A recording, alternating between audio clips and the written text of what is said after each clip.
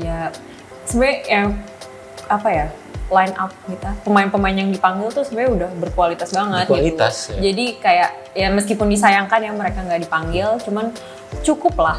Menurut gue hal yang kayak gini tuh yang harus dihindari sih menurut gue, karena kok bisa dari PSSI, Menpora, dan juga BTN itu beda.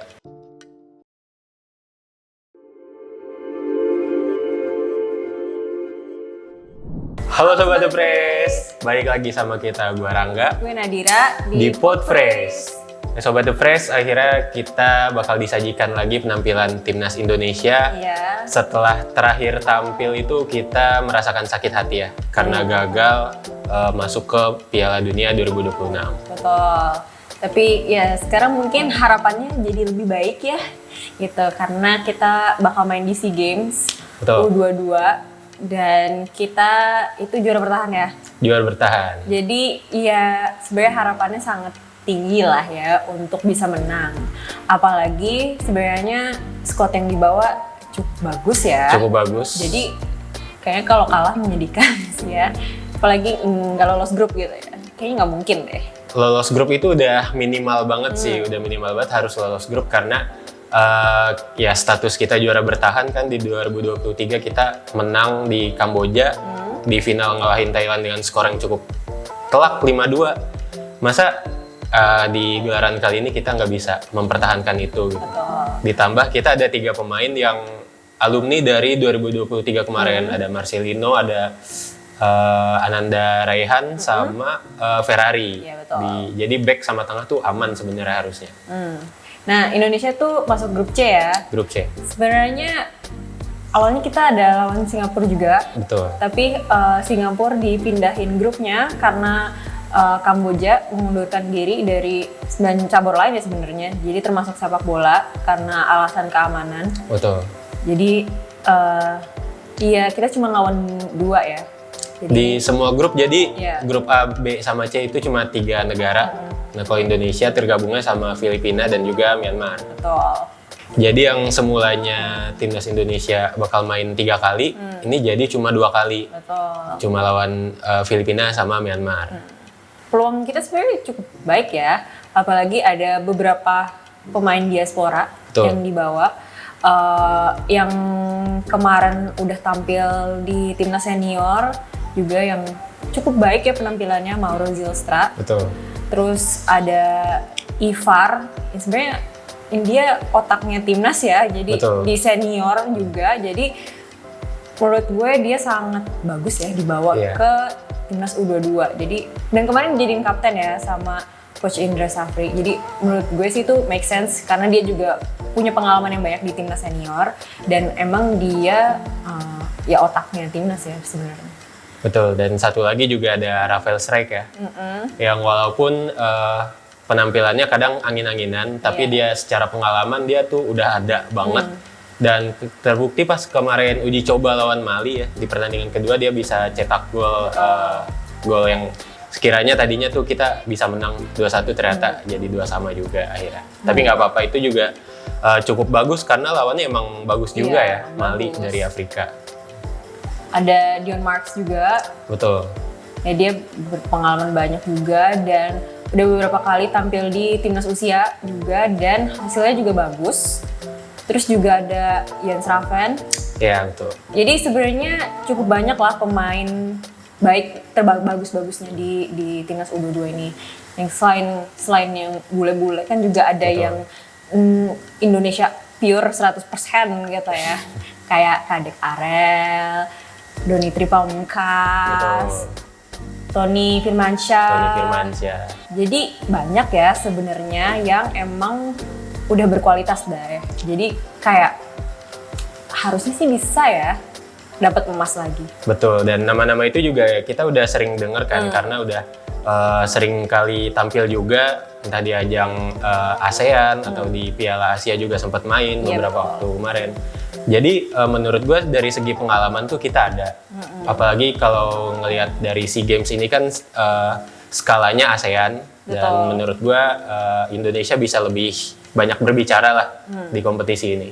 Nah sayangnya preman timnas Indonesia Justin Hubner yang sebenarnya usianya masih masuk. Masih masuk sebenarnya. Nggak ikut ya, karena nggak diperbolehin sama klubnya. Ya make sense juga ya, karena ya Hubner juga emang masih berjuang ini ya, mendapatkan posisinya di Fortuna Sittard. Dan mungkin pelatihnya juga butuh sosok Hubner ya, karena emang di Fortuna Sittard menurut gue backnya juga kurang pas-pasan. Jadi ya ada baiknya dia lebih fokus lagi di Liga Belanda, karena ini juga cuma kompetisi Southeast Asia gitu. Iya betul. Tanpa merendahkan ya, tapi ini tetap kompetisi yang sangat harus diseriuskan juga sama timnas Indonesia, karena ini di proyek timnas U22 ini jangka panjang kedepannya juga masih panjang juga buat menuju ke timnas senior lagi. Iya. Terus yang nggak dipanggil juga, yang di naturalisasi juga tim Gepens. Tim Gepens. Iya, sebenarnya cukup disayangkan ya, sebenarnya kita nggak banyak melihat tim Gepens bersinar gitu ya. Cuman ya make sense sih dia nggak diperbolehin gitu.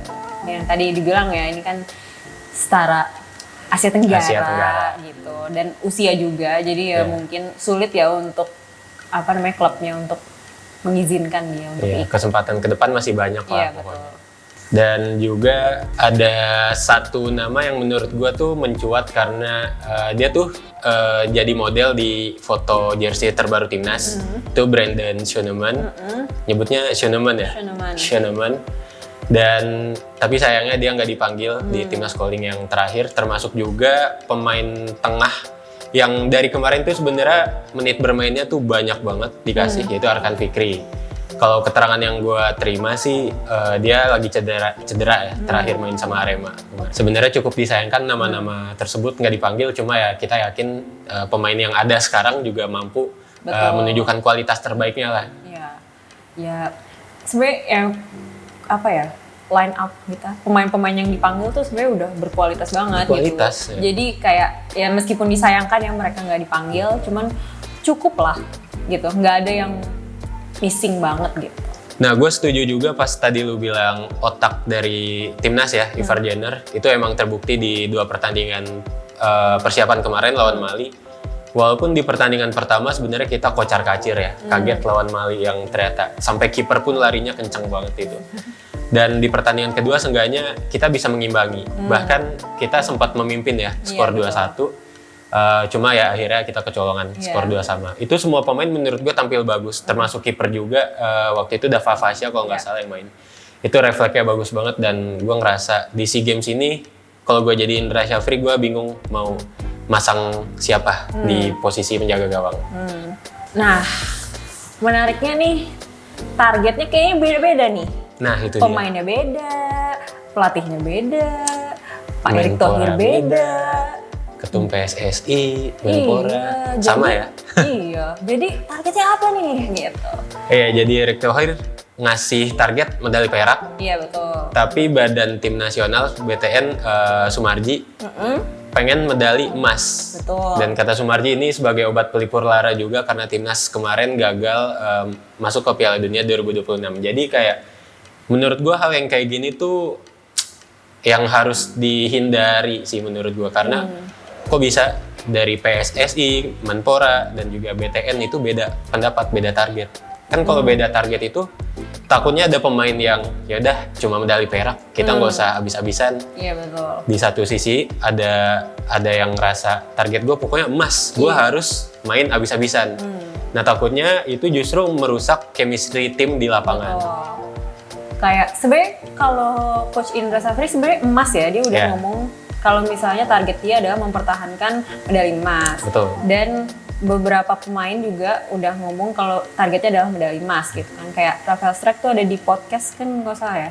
Dia juga bilang targetnya medali emas gitu.